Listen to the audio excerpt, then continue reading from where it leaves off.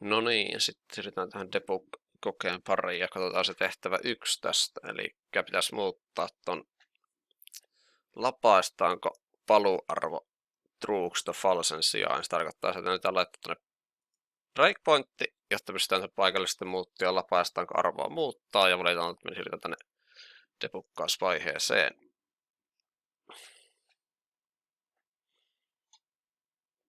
Sillä sitten debug-vaiheessa pitää runnata tämä programmi, niin päästään tänne vaiheeseen 2, että voidaan painaa täältä hiiren oikealla ja mennä set-value ja muuttaa se value trueksi.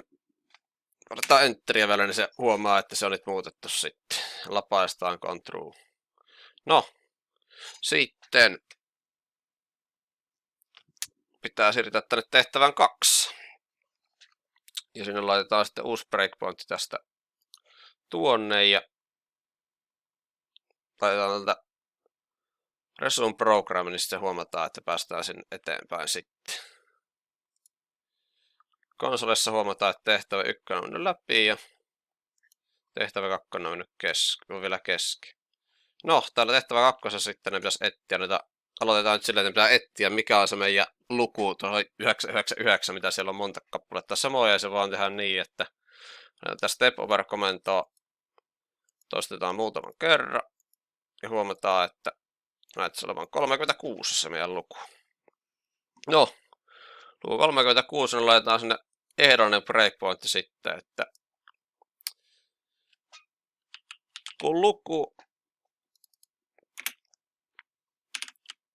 on eri suuri kuin 36, niin sitten tulee ilmoitusta ja vaaditaan done. Eli meillä ehdollinen breakpointti siellä on ja voidaan vanhan breakpointin ottaa pois ja laitetaan sitten taas resume program, niin päästään siihen pisteeseen, mikä on se oikea ja huomataan, että se on kohdassa 302 ja se luku on 101, eli no niin, nyt me huomataan, että mikä on se oikea luku ja pitäisi muokata taas siitä, että breakpointtia vähän.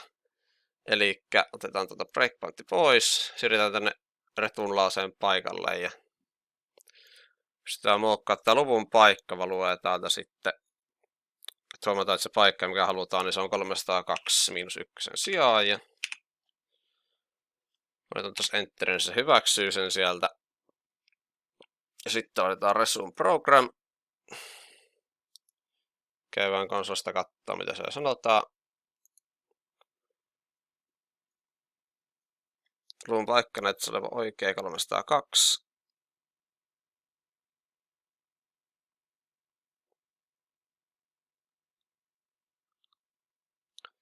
Ja se näyttäisi oikein olevan nyt sieltä. Sitten painetaan tätä tässä. Pitäisi päästä testaamaan, että onko tämä tehty nyt oikein. Sehän nyt ainakin tuolta sanoo, että luvun paikka 302 pitäisi olla ihan oikein, mutta tehtävä 2 läpäisesti. Onnittelut, debugko on läpäisesti, paina enteriä poistoksi. Eli nyt saatiin sitä debugkoa tehtyä.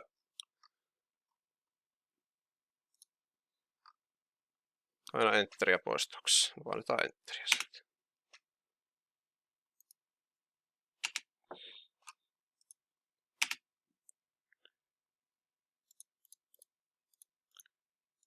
Ja se ei anna paina enteriä. No joo, joka tapauksessa.